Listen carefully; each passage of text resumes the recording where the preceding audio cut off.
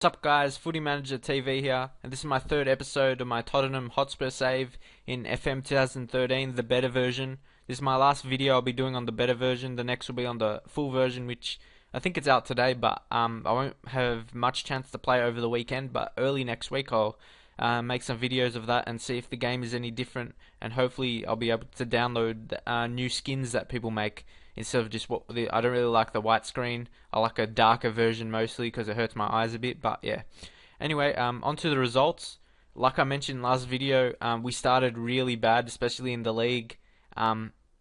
Euro Cup not going too bad, but we're improving. Like I said, the morale is really important. As you can see, we bet good teams and only came a draw against Manchester United, which we should have won. But they came back as, like I said, they had good morale because they're second in the league. Also, Newcastle is first in the league, so they're doing well. I'll just show you the proof of that here. So it was good to beat them. They weren't easy to beat really. So yeah, they're winning in the league. Basically, thanks to us, we came a draw against Manchester United, sorry, and Newcastle leapfrogged them. So that's good for them. But anyway, I'll show you the highlights of the goals. I won't show the Chelsea one. I just had one own goal, and that was it. It was from a corner. Should have been the goal should have been paid to Kabul really, but yeah, I'll just show you the results of the Sheriff match. They're probably the easiest team in the group, so we really expected to win that. But like I said, my form was really bad, so since when from this match, my tactics were really starting to get almost 100% developed, familiar with it. So yeah, I'll go ahead and show you the goals right here. First, I think we have a nice chance here. Our tactic is basically based on possession, a lot of passing, high possession. As you can see, Jovetic scoring the first goal. I believe he scored a hat-trick in this match actually. Like I said, if you have the money, I'd probably advise you to sign him, but only downside, he's injury prone, so he might get injured. He's already been injured once, even though it was a short-term injury. But a lot of players, Dembele's been injured for me, hasn't really got much game time, so I don't know if that's just the game. But anyway, Lennon is there with a nice ball from Jake Livermore to get the assist for him, for Lennon, who's actually impressed me more than I thought. He wasn't that good in the game, but he's really been impressive scoring against Manchester United as well. So as you can see, Aid Milson was there, getting a nice European debut, and Jovetic scores again from a nice ball. So yeah, that's his second goal.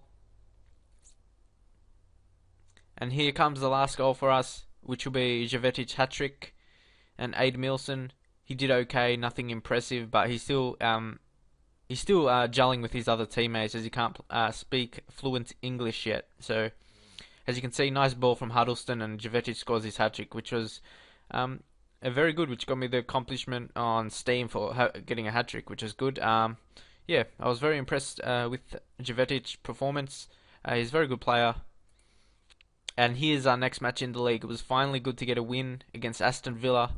They're not Aston Villa in recent years. Their team has slightly declined in talents and their performances. They always used to be a top 6 side, but then I don't know if it's a mixture of them getting. It's probably a mixture, yeah, like I said, of them getting a bit more bad and other teams getting better, such as Tottenham and Newcastle and those kind of teams. Which in this match we basically dominated them, not too much dominated, but we were in control of the match.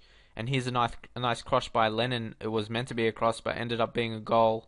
Like I said, Lennon has impressed me, scoring goals, assisting, and he's really taken that right wing spot for himself. And he is going to be Jovetic. Just nice pressuring, really. And in defense, we always do well, either heading it away or just just defenders are winning the ball, really, and the forwards don't have much chance. But as you see, a nice ball from Bale for Jovetic, and he's scoring again in the league. He's really on fire. He's only 22, I think, and he has good potential. Like I said, the only downside is that he's injury prone and he might get injured a few times. So, but I really liked. First time, I've always wanted to sign him in previous games, but he costed more than I really wanted to pay, and yeah, he's like I said, he's very good. So it's the first time I've actually got him, and I negotiated a lot. As you can see, there's a pretty lucky goal there. Hugo Lloris should have done better with that, but like I said, it was after that I was pretty nervous because always when you're winning, I don't like 2-0 as your scoreline 2-0 because like I showed with the Manchester United match, we were winning 2-0 and they came back to win 2-2. And that's a very dangerous scoreline because when they score, they always go more attacking to try and win the match. So when I'm winning 2-0, I always want to still attack to get that third goal, and then you can play more comfortably. And now we'll show the 1-0 victory in the Capital One Cup in the fourth round. Um, like I said, I want to do good in this cup. Maybe try and win it so we can have, especially with the bad start, if we don't get it. A too good position in the league, that will maybe help that from me to not get fired. Which I've got a few past month I've got good results, but I need to keep going with that because I'm still pretty low in the league, and I've got to just keep performing well. I'll just show you the only goal of this match. Won't be from a corner, will be from a counter attack from the corner. As you can see, hopefully get a nice ball from Lennon here, or some more passing through the middle really.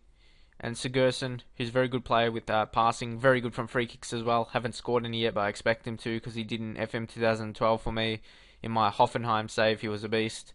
Anyway, yeah, as you can see, we like to pass as much as possible. And here's Adebayor. Just see he didn't pressure taking the shot, and Bale with the late scoring in basically extra time. I think at this stage we were forced. As you can see, I had three at the back. After I made three substitutions, one of my players got injured, and that always happens in FM for me. I'm not sure about you guys, but every time I use my three, not every time, but a lot of the time, after I use my three subs, a player gets injured or I get a red card or something bad like that. But yeah, that's a game, I guess. But here is the game I just played right now against Manchester United. I really expected to win this match. Or not at the start. I wanted to get at least a draw, which I did, but after the start I really expected to win. And yeah, but it's really hard to keep Manchester United goalless when they have players like Rooney and a creative player like Nani and Young and Valencia. There's just too good. As you see, Bale here, it's a nice save by De Gea, but like I mentioned in the other game, from defending their kick-ins and stuff like that, we always win the headers back or just pressure them with the tackle, as you'll be able to see here with Giggs. He's not getting past Kabul there at right back, who I would have had Kyle Walker, but he was injured. See, nice interception by Sandro there. He's good at intercepting the ball, and he's still young as well. So we've got a lot of really good mixed squad with experienced players and young players who'll be part of the squad in the future.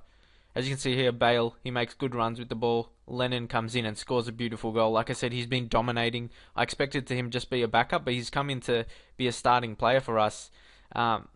He's just been really good. I didn't expect him to be that good at scoring goals, but he has been, and assisting as well. And this next goal from Jovetic, see, working from defence once again with possession play. Even if we're getting pressured, we just play it out of defence. Look at that, a nice pass from the goalkeeper. And Jovetic, he just basically kills any defender. Look at that perfect pass right there. Then Huddleston. It's just a nice working pass in the middle. Here I thought we might have conceded a goal to the counter-attack, but it wasn't to be the case. Once again, nice defending. And just working the ball back and trying pass and not rushing the play. We even play better when we're not winning. We just control the game even more, which I like to get in front. But like I said, that 2-0 scoreline is very dangerous. But a nice ball from Huddleston, and Jovetic finished very nicely there. Obviously, he's good form and has confidence after the hat-trick, so he's scoring a lot. 3 games in a row, I think he scored now, so that's really good. But this is where the comeback starts for Manchester United. Sorry, I've just been looking at Manchester City's team. That's why I've been saying them a lot. Anyway, here's Rooney. Like I said, he's probably one of the best strikers in the game. Really high attributes in every area, and he's always going to have a good chance to score against you. But here's a pretty lucky goal which gave the equaliser. After I did this, like I said, I was scared. As you can see, look at that. I went to a more defensive 4-3-3 with 2 defensive midfielders, but I could always feel they were just dominating after that goal, and I could feel they were going to come back and win. So that's pretty much it. But now I just want to show you a couple of my players that's had good form. I Obviously, I showed you Defoe last time, but he's been injured. So I'm gonna show you Jovetic. As you can see, he's got good attributes. I signed him for 33 million, which I negotiated well for. As you can see, last season in real life, he had 14 goals and 20 from 27 appearances, which obviously gives him a good rating in the game and good potential. Still only 23. So yeah, I'll show you his form, how he's been scoring. Look at these last few games; he's done well. Yeah, he scored five goals in the last 4 matches, which you can't complain. If they're averaging a goal a game, that's really good. And one young defender who, if you're being Tottenham, Stephen Colker, he's really a superstar. It's making a difficult choice for my defenders really, because one match he plays good, one match Vertonghen plays good. It's really hard to choose the main two. As you can see, only 20, has really good potential. 4-star from our coach report. As you can see, good heading, good jumping, good strength, good tackling, all the good attributes for a good defender. And only 20 years old, he'll improve heaps. As you can see, average rating of 7.28. So that's really good. Anyone else? I'm not really sure if Michael Dawson's been probably our key defender, playing 12 matches and a 7.10 rating. A really solid player. Like I said, Stephen Colker's been good. Sandro's been pretty impressive. Normally, defensive midfielders don't get high ratings, but he has. So when they get over average 7 rating, they're doing. But look at those attributes. He's really good, really strong, 19 strength, and really fast as well with 16 agility, 16 balance. Mental stats is pretty crazy for a 23-year-old, as they normally older players have really high attributes, so he's going to even increase there as well. And he always wins the ball back with 17 tackling. Probably one of the best defensive midfielders in the game. If not yet, he has the potential to be that. Anyone else over 7? As I said, like Lennon, he's been dominating a lot, scoring and assisting. As you can see here, scoring goals, assists as well. 2 goals against Sheriff, he scored and assisted twice, which is better than I expected from him. He actually has 14 passing, which is higher than I expected. I expected something like 12. So yeah, that's pretty good. Yeah, I might train him to play striker as well, because he's been scoring, so he might be a good striker off the bench, or even if he's on the ground already, just put him there to use his pace against tiring, slow defenders. Depends who's the opposition. And yeah, Adebayor's only scored 3. Defoe's really been the main striker, but in the last month I've been playing Jovetic instead because Defoe has been injured. And yeah, also I signed Adrian. He was a wonder kid in FM 2012, and he will be this year as well, as you can see. And he's a bargain as well. His release clause is only 1.3 million, as similar to last year, I think. And yeah, he had some games at Flamingo, so that's a bit experienced. Now he's come here.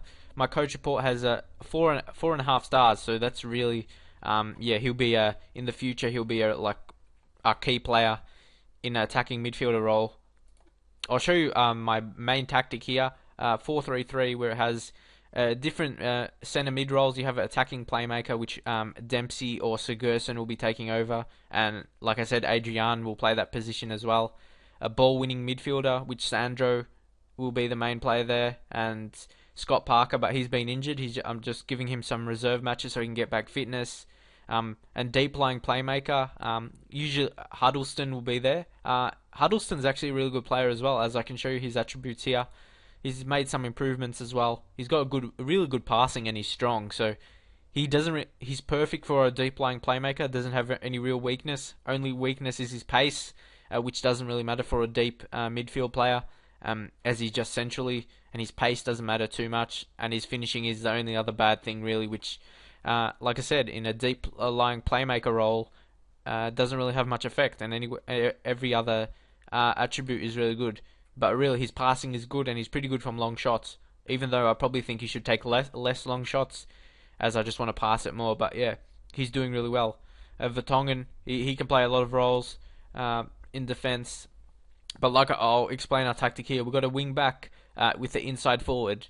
See the difference between an inside forward and a winger. The inside forward cuts in, so that allows Bale to overlap and basically go on the touchline while Jovetic is cutting in, and that's why the right side, it just has a winger, and Kabul is less attacking than Bale. It's a good mix we have there. So Kabul or whoever we have at the fullback position. Usually, um, what's his name? Kyle Walker. But I'm also teaching him to play right wing because of his pace. Really similar attributes to Lennon attacking wise, not defensively, obviously, because Lennon's not a fullback. But I reckon he can do a similar job going forward. And yeah, that's pretty much it. And the striker is a centre forward. As I'll show you, Jovetic does that role perfectly. As you can see, complete forward. Look, he's got his best attributes are there, apart from penalty taking. But that's just like a set piece thing. So that doesn't really contribute to a role in a striker role. But yeah, it's obviously good for the penalties. But yeah, he's as a complete forward, he uses these attributes to his advantage. Really, it's this role. A complete forward is good dribbling, good first touch, finishing, all that good stuff. But they have to be a good passer, have good pass and technique to maybe set up goals for opposition, which Jovetic is good at. So as you can see by a coach report here, he's playing to his close potential. So they don't think he'll improve, but I think he can improve a bit more because he's only 23, and yeah, like I said, hopefully he doesn't get injured too much because he's a real good player. And yeah, if you haven't signed him, you should. As you can see, he can play wide positions right here or as the central striker scoring goals. As you can see, evidence in my matches. So also, I'll probably make just leave some comments or likes if you wanna leave me a video of just showing you players that are good to sign. I won't do it in my Tottenham save, obviously, just different saves showing players and their development. I might just simulate like 10 seasons into the games to see which young players comes good. So if you leave a like or comments if you want to see that, to see who will be players good in the future, 10 years in or something like that, to see which players develop good, so you don't like waste your money on players that might not become good or something like that, or players that might get a lot of injuries during the game, so you, to warn you not to sign them and stuff like that. So yeah, anyway, leave a like if you enjoy the video, share on Facebook if you think any friends of your friends will enjoy watching Football Manager videos.